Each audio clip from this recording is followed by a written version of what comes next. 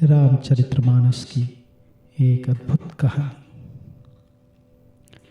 इसमें श्री रामचंद्र जी भरत से कुछ कह रहे हैं। एक दिन संध्या के समय सरयू के तट पर तीनों भाइयों संग टहलते श्री राम ने से महात्मा भरत ने कहा, एक बात पूछूं भैया, माता कैकेयी ने आपको वनवास दिलाने के लिए मंथरा के साथ मिलकर जो षड्यंत्र किया था, क्या वह राजद्रोह नहीं था?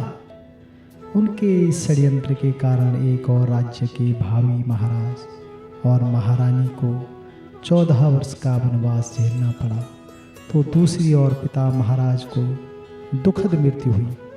ऐसे षड्यंत्र के लिए सामान्य नियमों के अनुसार तो मृत्युदंड दिया जाता है, फिर आपने माता कैकेयी को दंड क्यों नहीं दिया? राम मुस्कुराए, बोले, जानते हो भरत, किसी कुल में एक चरित्रवान और धर्मपरायण पुत्र जन्म ले तो उसका जीवन उसके असंख्य पीढ़ी के पितरों के अपराधों को प्रायश्चित कर देता है, उनके समस्त अपराधों को माफ कर देता है।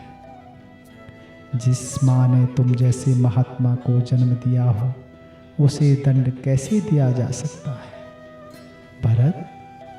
भरत संतुष्ट नहीं हुए, कहा, यह तो मोह है भैया, और राजा का दंड विधान मोह से मुक्त होता है। एक राजा की तरह उत्तर दीजिए कि आपने माता को दंड क्यों नहीं दिया? समझिए कि आपसे यह प्रश्न आपका अनुज नहीं, अयोध्या का एक सामान्य नागरिक कर रहा है। एक सामान्य नागरिक आपसे ये प्रश्न पूछ रहा है। राम गंभीर हो गए, कुछ क्षण मौन के बाद कहा, अपने सगे संबंधियों के किसी अपराध पर कोई दंड न देना ही इस सृष्टि का कठोरतम दंड है। भरत, माता कैकेयी ने अपनी एक भूल का बड़ा कठोर दंड भोगा है। वनवास के 14 वर्षों में हम चारों भाई अपने अपने स्थान से परिस्थितियों से लड़ते रहे, पर माता कैकेयी हर क्षण मरती रही है।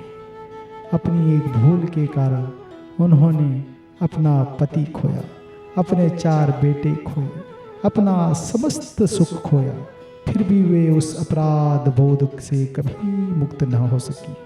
वनवास समाप्त हो गया तो परिवार के शेष सदस्य प्रसन्न और सुखी हो गए, पर वे कभी प्रसन्न न हो सकी।